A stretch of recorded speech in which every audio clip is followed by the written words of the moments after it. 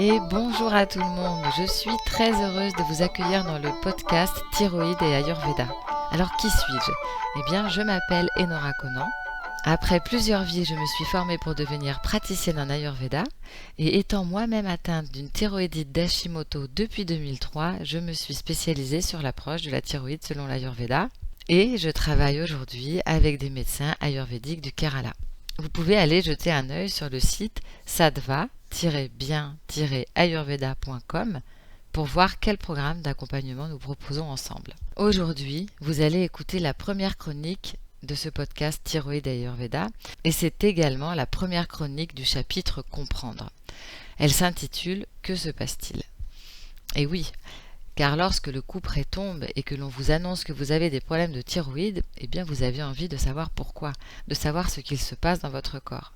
Dans les textes fondateurs de l'Ayurveda, textes qui ont plus de 5000 ans, il n'y a pas de maladie qui corresponde exactement à l'hyper ou à l'hypothyroïdie. Ce que l'on va trouver comme correspondance, c'est une correspondance sur l'état du feu digestif, sur l'état d'Agni. Ce feu digestif va être soit trop fort, soit trop faible. Et les symptômes que l'on va observer dans l'hyperthyroïdie vont être des indicateurs d'un feu digestif trop fort, comme la diarrhée par exemple, comme un appétit trop fort, comme l'amaigrissement. Et à l'inverse, en hypothyroïdie, on va être sur des symptômes qui vont être révélateurs d'un feu digestif vraiment affaibli, comme justement un manque d'appétit, une prise de poids, de la lenteur. C'est de cette façon qu'on approche les problèmes de thyroïde en Ayurveda en regardant quel est l'état du feu digestif.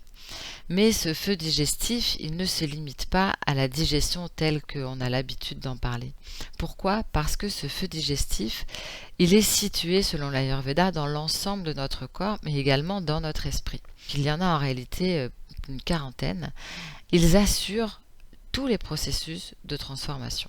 Ainsi, on va transformer trop ou pas assez en fonction de si notre feu digestif est trop puissant, hyperthyroïdie, ou pas assez puissant, hypothyroïdie.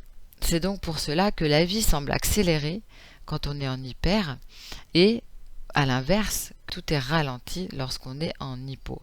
Le métabolisme est trop rapide ou pas assez rapide. Le feu digestif est central en Ayurveda et une altération de ses fonctions conduit à l'apparition des maladies. C'est en effet un des concepts de base de l'Ayurveda. Ce feu digestif est aussi sous le contrôle des doshas.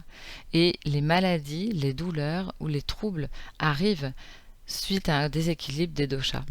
Les doshas, ce sont les gardiens de notre santé. Ils sont au nombre de 3, Vata, Pitta et Kapha, et ils régissent les fonctions métaboliques de notre corps et de notre esprit. Lorsque ces fonctions sont altérées, lorsque les fonctions des doshas sont altérées, eh bien, ils vont aller se loger en excès dans les zones, dans les organes faibles de notre corps et de notre esprit, et vont créer ce que l'on appelle en Ayurveda des déséquilibres. Si l'on zoome sur les problèmes de thyroïde, on peut essayer de comprendre, selon l'Ayurveda, qu'est-ce qui est à l'origine de ces maladies de la thyroïde. Alors, regardons notre époque. Regardons d'abord notre mode de vie. Notre mode de vie moderne, il va conduire à une hyperactivité. Cette hyperactivité est là pour répondre à des exigences, notamment de performance de notre monde moderne.